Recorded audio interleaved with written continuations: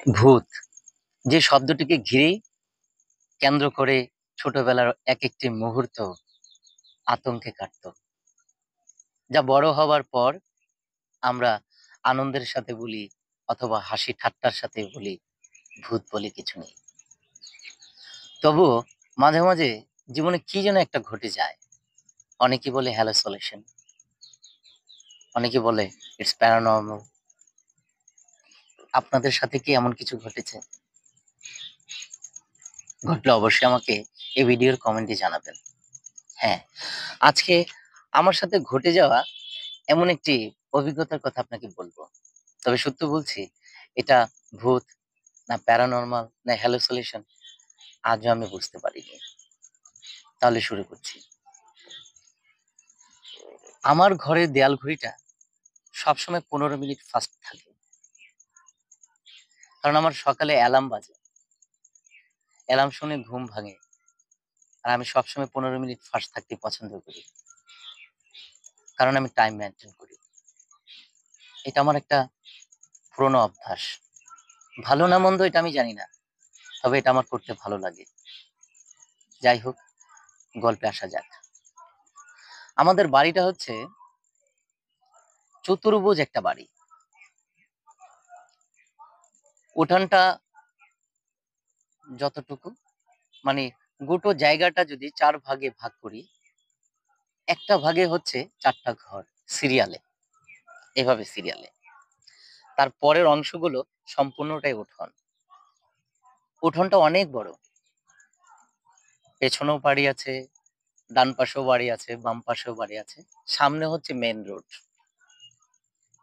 যাই হোক, main road হলেও আমাদের ব্রাকেট দেওয়া আছে, যে কারণে ব্রাকেটটার কারণে মেন রোডটা দেখা যায় না। যেখানে বসছি ভয় লাগতেছে, শালার কখন ভূত চলে আসে অথবা কোনো শিয়াল টিয়াল চলে আসে। আচ্ছা, যাই হোক, তো যখন রাত্রে আমার ঘুম ভাঙলো, দেখলাম আমার ওয়াইফ পাশে শুয়ে আছে, আমার মেয়ে শুয়ে আছে। ঘড়ির দিকে তাকাতেই দেখলাম 3টা বাজে। হুম, 3টা। একটা কাঁটা 12-র দিকে, আরেকটা কাঁটা হচ্ছে 3-এর দিকে। যাই হোক,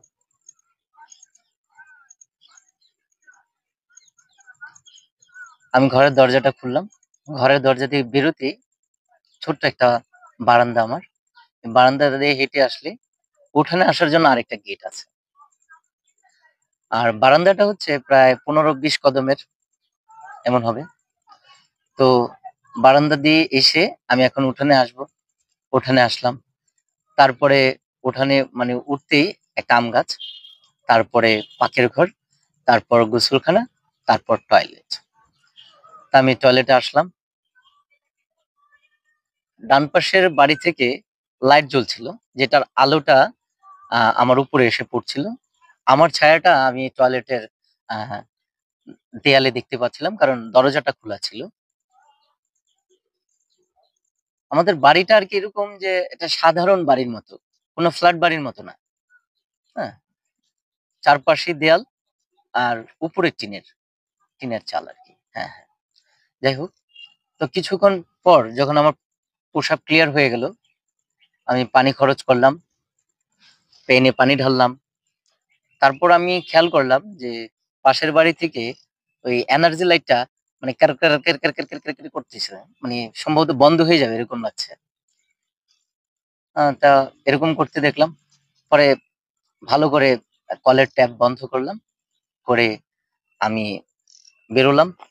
বেরোবার পর আমি টয়লেটের যে গেট আছে, এই গেটটা হচ্ছে লোহার গেট। এই গেটটাকে টেনে আটকে দিলাম। তারপরে আমি হেঁটে যখন গোসলখানার সামনে আসলাম, গোসলখানা আর টয়লেটটা পাশাপাশি। যে কারণে আমার কানে শব্দ আসলো। অনেক ফুটছে, মানে একদম স্পিডে কে যেন কলটাকে ছেড়ে দিছে। মানে এরকম শব্দ হচ্ছে। তো আমি ভাবলাম হয়তো আমি ভুল করে ট্যাপটা বন্ধ করিনি। যাই হোক, আবার আসলাম, এসে দরজা খুললাম। খোলার পরে আমি ট্যাপটাকে বন্ধ করলাম। পরে আবার ব্যাক করলাম। ব্যাক করলাম সেম জায়গায় যখন আসলাম, আসার পরে আবার সেম একটা আওয়াজ। হ্যাঁ, আমি বুঝতে পারলাম যে কলটা বোধহয় বন্ধ হয়নি বা সম্ভবত পেঁচ কেটে গেছে হয়তো, এরকম একটা ধারণা করলাম। আবার আসলাম, এসে কলের ট্যাপ বন্ধ করলাম, না দেখলাম প্যাচ তো ঠিক আছে, প্যাচ তো কাটেনি। তো দরজাটা সম্পূর্ণ মেলে দিছি, একটু একটু মেলা ছিল, এখন পুরোটাই মেলে দিছি আর কি। তারপরে আবার বেরোলাম, বেরিয়ে তারপর আমি হাঁটা ধরলাম। যেই আমি গোসলখানা পর্যন্ত আসলাম, হট করে মনে করেন পাশের বাড়ির লাইটটা চলে গেল, চতুর্পাশ অন্ধকার। তো আমার একটা পুরোনো অভ্যাস, অভ্যাসটা এরকম যে কারেন্ট থাক বা না থাক, হাতে একটা লাইট নিয়ে আসি। কারণ রাতের বেলা হঠাৎ করে কারেন্ট চলেও যেতে পারে, বা আমি কোথায় পাড়া দিলাম, কোথাও ময়লা ছিল কিনা, এরকম ধারণা থেকেই একটা লাইট সবসময় সাথে আনি। যে কারণে হাতের টর্চটা জ্বালালাম, জ্বালানোর পরে আবার টয়লেটে গেলাম। যে কারণে মানে আমার কাছে মনে হচ্ছিল যে না, আবার কে যেন কলটা ছেড়ে দিছে। তো এখন টয়লেটের সামনে যেতে আমার ভয় করছে, বুকটা ধরপড় ধরপড় করছে। তো মনে মনে পড়ছিলাম লা ইলাহা ইল্লা আনতা সুবহানাকা ইন্নী কুনতু মিনাজ জালিমিন, এরকম বলতে বলতে আর কি ওই সাধারণ মানুষের যা হয় আর কি, ভয় ভীতি কাজ করলে যখন যা করে আর কি, ঠিক এরকমই আমি যাচ্ছিলাম পড়তে পড়তে। তো গিয়ে দেখলাম হ্যাঁ, কলটা ওরকম চলছে। তো কলটা ট্যাপ ভালো করে বন্ধ করলাম, বন্ধ করে একটু দাঁড়ালাম।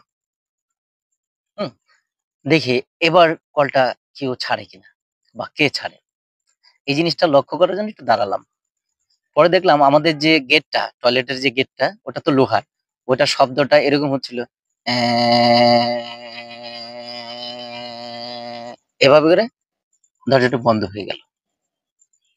মানে অন্যান্য হরর ফিল্মে যা হয় আর কি, আমি প্রচন্ড ঘাবড়ে গেলাম, পুরো শরীরে একটা ঘাম দিয়ে দিল। এটা দেখার পর আমি আসলে এটা দেখার জন্য আমি প্রস্তুত ছিলাম না। তারপর তাড়াহুড়ো করে আমি দোয়া দরুদ পড়তে পড়তে, মানে মূল কথা হচ্ছে বারান্দার দিকে ছুটছি, উঠান ছাড়তে হবে আমার। কিন্তু আমি দেখলাম যে আমার শরীর ভার হয়ে গেছে, পা কাজ করছে না, পা এগুচ্ছে না।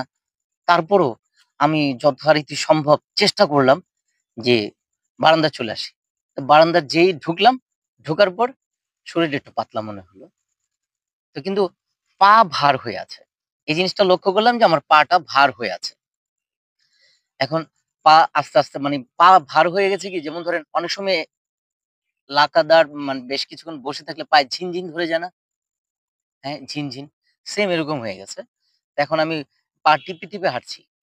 হাঁটার কারণে আমি লক্ষ্য করছি যেমন আমার পেছনে যেমন ধরেন ওই যে কোনো ওষুধের কাঁচের বোতল থাকে না? শিশি যেটাকে বলে, এটা গড়াচ্ছে।